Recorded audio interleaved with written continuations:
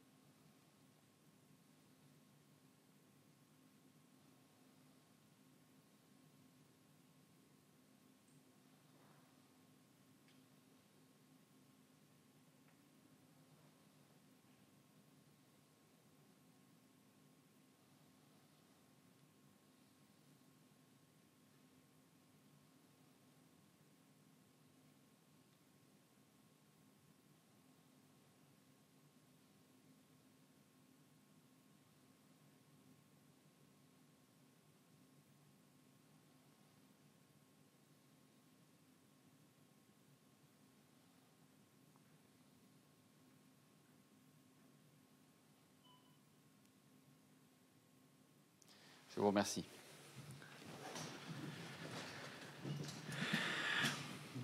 Chers collègues, ainsi donc, désormais sur décision du gouvernement, les maires pourront mettre à disposition des salles polyvalentes afin que les ouvriers du BTP puissent se restaurer au chaud. Avec les maires de Bretagne, je m'étais fait le porte-voix de ces ouvriers contraints de manger dehors ou dans leur véhicule. Beaucoup d'élus de Bretagne avaient pris des initiatives. J'aurais bien entendu préféré que l'on travaille avec le maillage des restaurants ouvriers, mais c'est une avancée.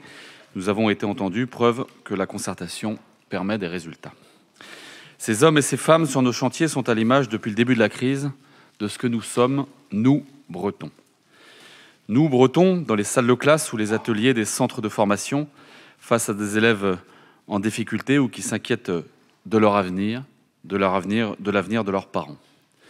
Nous, Bretons, dans les usines, les abattoirs, les fermes ou sur nos bateaux, engagés pour assurer l'approvisionnement de nos compatriotes. Nous, Bretons, dans les camions qui livrent Paris. Nous, Bretons, à la caisse de nos supermarchés, dans nos hôpitaux, dans nos cabinets médicaux, dans nos services publics. Ceux dans nos entreprises, nos commerces enfin réouverts, ou dans nos boîtes de nuit, cafés, restaurants, lieux de culture toujours fermés, où règne un silence assourdissant, qui ne nous fera jamais oublier le bruit de la fête. Nous, Bretons, Artistes privés de public, artistes vidés des forces créatrices, sportifs privés de salles et entraîneurs privés d'enfants.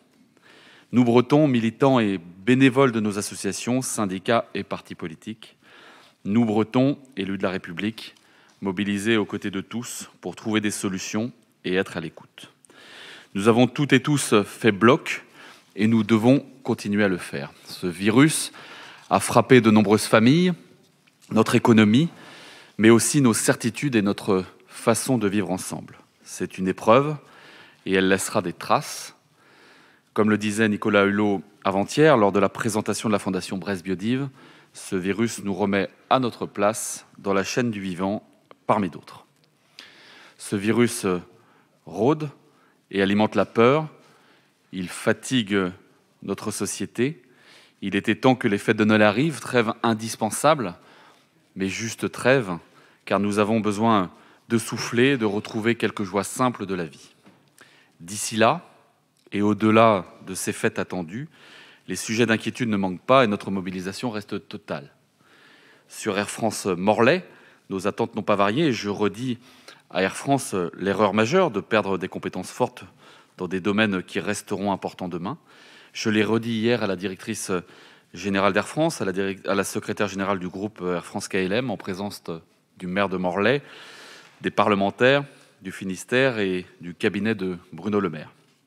J'ai la certitude que ce dossier n'est pas clos. Je le redis, il n'est pas clos. Et je redis que le groupe Air France nous doit des emplois à la Bretagne, à Morlaix.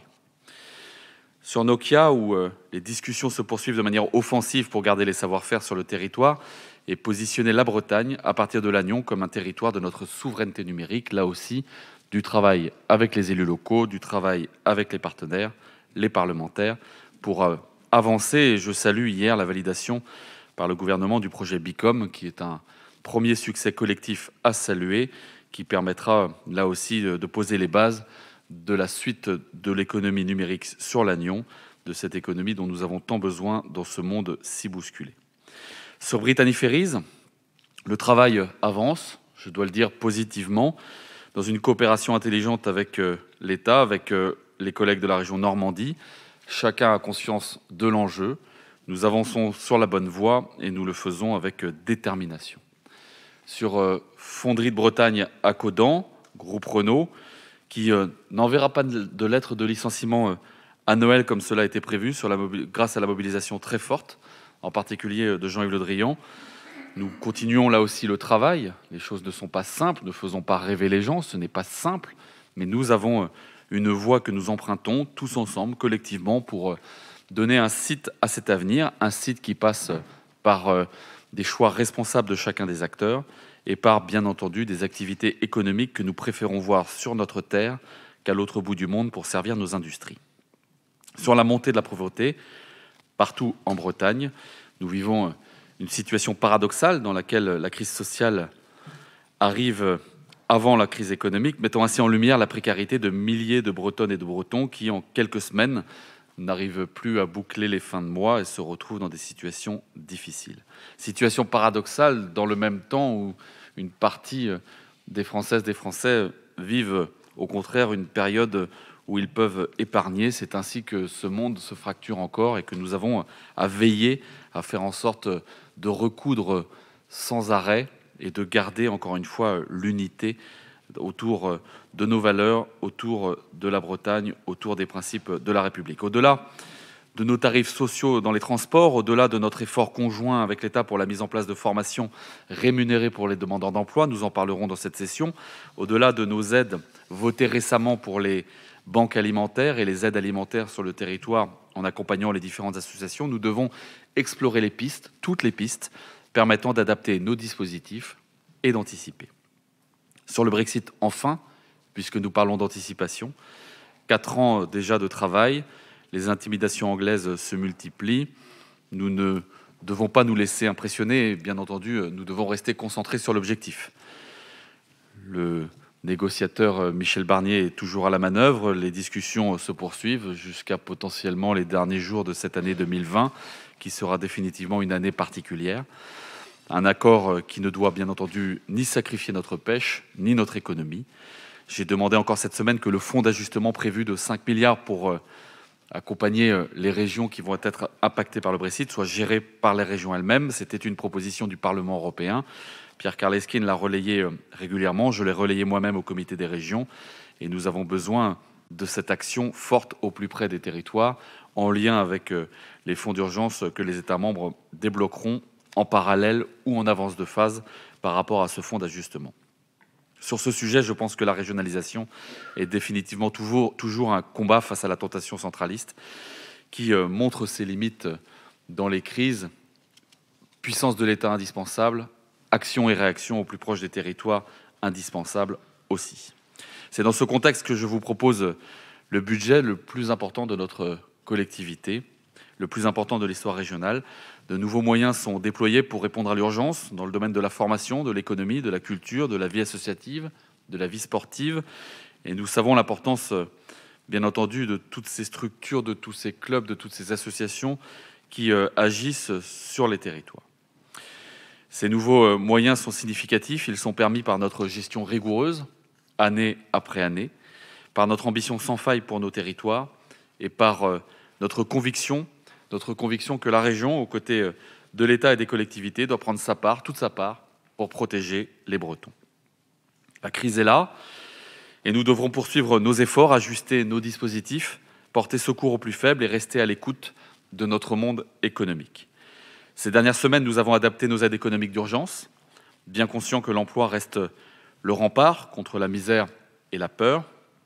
Aujourd'hui, après discussion avec les territoires, nous lancerons notre outil à disposition des associations locales en lien avec les communes et les intercos pour les aider à tenir et à maintenir leur existence ou leur action au plus près de nos concitoyens, dans nos campagnes, dans nos bourgs, dans les quartiers, qu'elles soient du domaine de la solidarité, des loisirs, de la culture, du sport.